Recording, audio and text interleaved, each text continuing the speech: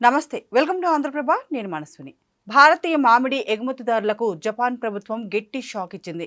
ఇక్కడ మామిడి పండ్ల శుద్ధి కేంద్రాలలో మగ్గబెట్టడం, క్రిమి సంహారక చర్యలతో నాణ్యత లోపాలు ఉన్నట్లు గుర్తించిన జపాన్ భారత్ నుండి వచ్చే తాజా మామిడి పండ్ల దిగుమతులను తక్షణమే నిలిపివేసింది. మామిడి పండ్ల ఎగుమతులకు అత్యంత కీలకమైన ఏప్రిల్ జూన్ సీజన్లోనే ఈ నిషేధం విధించడంతో అల్ఫోన్స్, కేసర్, లంగ్రా, బంగినపల్లి వంటి మన దేశీయ రకాల ఎగుమతులపై భారీ దెబ్బ పడింది.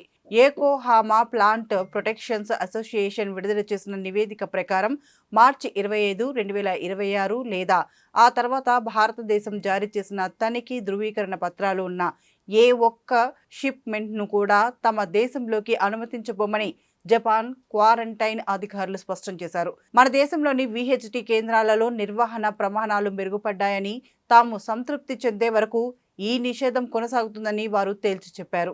అసలు జపాన్ అధికారులు ఈ లోపాలను ఎలా గుర్తించారంటే, మామిడి పండ్లలోని పురుగులు, తెగుళ్లను రసాయనాలు లేకుండా కేవలం వేడి, తేమతో కూడిన గాలితో శుద్ధి చేసే వేపర్ హీట్ ట్రీట్మెంట్ ప్రక్రియను పరిశీలించడానికి జపాన్ క్వారంటైన్ బృందం ఈ ఏడాది మార్చిలో ఉత్తరప్రదేశ్లోని రెహమాన్పూర్ను సందర్శించింది. ప్రతి సంవత్సరం సీజన్కు ముందే ఈ తనిఖీలు జరుగుతాయి.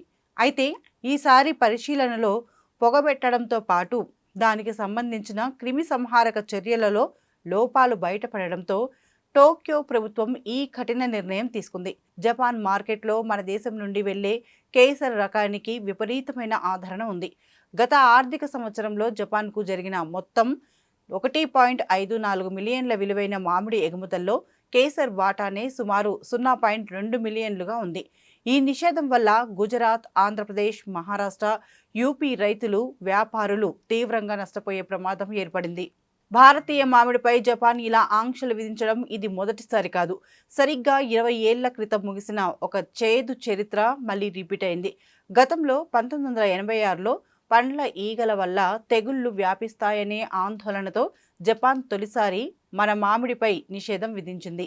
అది ఏకంగా 20 ఏళ్ల పాటు, అంటే 2006 వరకు కొనసాగింది.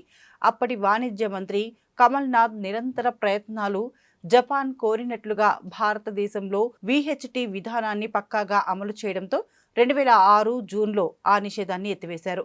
ఆ తర్వాత నుండి ఏపీ, గుజరాత్, మహారాష్ట్ర, యూపీ, పశ్చిమ బెంగాల్లో పండే అల్ఫోన్స్, బంగినపల్లి, కేసర్, లంగ్రా, చౌసా, మల్లికా రకాలకు జపాన్ మార్కెట్ తెరుచుకుంది. అయితే ఇప్పుడు మళ్ళీ మన కేంద్రాలలో పర్యవేక్షణ లోపాలు బయటపడడంతో కథ మొదటికి వచ్చింది.